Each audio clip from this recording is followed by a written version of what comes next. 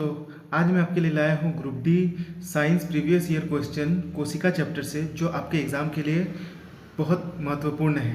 तो चलिए पहले क्वेश्चन पर आते हैं। संयोजी ऊतक में कोशिकाओं की एक दूसरे के सापेक्ष संबंधित स्थिति क्या होती है? पहला ऑप्शन है कस्तकर बंधा हुआ, दूसरा ऑप्शन है एक के ऊपर एक, तीसरा ऑप्शन है एक दूसरे से बहुत दूर और चौथा ऑप्शन है ढीला बंधा हुआ। तो इसका उत्तर होगा ऑप्शन सी, एक दूसरे के बहुत दूर।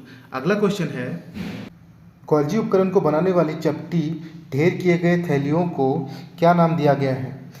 ऑप्शन में है क्रिस्टे, ऑप्शन बी में है थाइलोकॉट्स, ऑप्शन सी में है सिस्टर्नी और ऑप्शन डी में है पोटिकाएं। तो इसका उत्तर होगा सी, सिस्टर्नी। अगला क्वेश्चन है, निम्नलिखित में से कौन सी विशेषताएं सूक्ष्मदर्शी के नीचे सभी कोशिकाओं द्वारा प्रदर्शित होती है? ऑप्शन में ए में है केवल केंद्रक और कोशिका द्रव्य, ऑप्शन बी में है प्लाज्मा झिल्ली, नाभिक और कोशिका द्रव्य, ऑप्शन सी में है केवल प्लाज्मा झिल्ली और नाभिक, और ऑप्शन डी में है केवल प्लाज्मा झिल्ली और कोशिका द्रव्य। इसका उत्तर होगा केवल प्लाज्मा झिल्ली और कोशिका द्रव्य। केवल प्लाज्मा झिल्ली और कोशिका द्रव्य ही सूक्ष्मदर्शी के नीचे कोशिकाओं द्वारा प्रदर्शित होती है। तो इसका सही उत्तर होगा ऑप्शन डी, केवल प्लाज्मा झिल्ली और कोशिका द्रव्य। अगला क्वेश्चन है, हाइपोटोनिक विलयन में पादप ऊतकों की तुलना में जंतु ऊतकों के लिए निम्नलिखित में से कौन सा कथन सही है? जंतु कोशिकाएं कठोर भित्ति के कारण सूजन का प्रतिरोध करती है। जंतु कोशिकाओं में पौधों की तुलना में सेलुलोज की भित्ति अधिक मोटी होती है। जंतु कोशिकाओं की बाह्य भित्ति के बिना लयन की संभावना अधिक होती है। और जंतु कोशिकाएं तनु माध्यम में पादप कोशिकाओं की तुलना में अधिक सिकुड़ती है। तो इसका उत्तर होगा ऑप्शन सी, जंतु कोशिकाओं में बाह्य भित्ति के बिना लयन की संभावना अधिक होती है। अगला क्वेश्चन है, न्यूरॉन के मुख्य घटक कौन से हैं? ऑप्शन ए में दिया है द्रुमिका, कोशिकाकाय, तंत्रिकाक्ष और तंत्रिका अंत।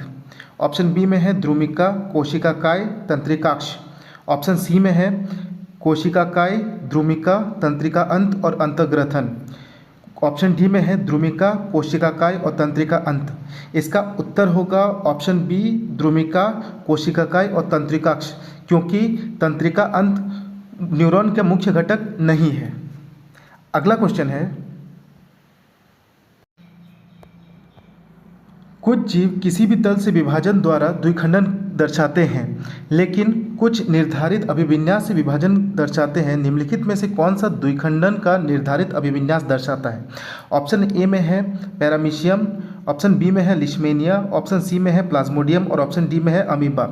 तो ये तीनों ऑप्शन ए, ऑप्शन सी तथा ऑप्शन डी किसी भी तल से द्विखंडन कर सकते हैं, परंतु लिशमेनिया एक निश्चित तल से ही विखंडन कर सकता है। अतः ऑप्शन बी सही है। अगला क्वेश्चन होगा,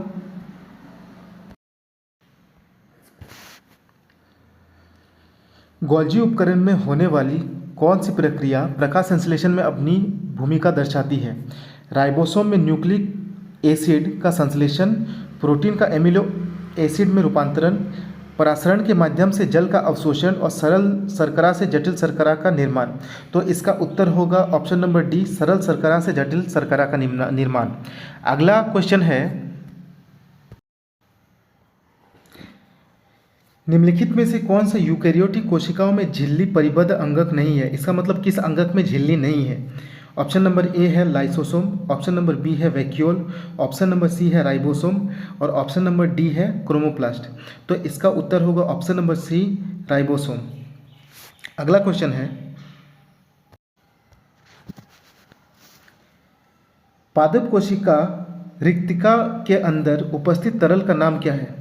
ऑप्शन नंबर ए दिया गया है कोशिका रस, ऑप्शन नंबर बी दिया है कोशिका द्रव्य, ऑप्शन नंबर सी दिया है जीव द्रव्य और ऑप्शन नंबर डी दिया है केंद्रक द्रव्य। तो इसका उत्तर होगा ऑप्शन नंबर ए, कोशिका रस। अगला क्वेश्चन है,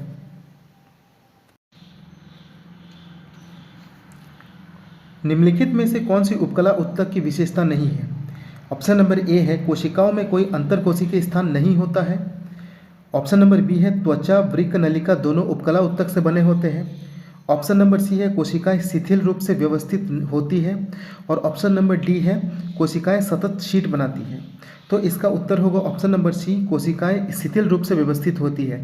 कोशिकाएं शिथिल रूप से व्यवस्थित नहीं होती, ये जटिल रूप से व्यवस्थित होती है।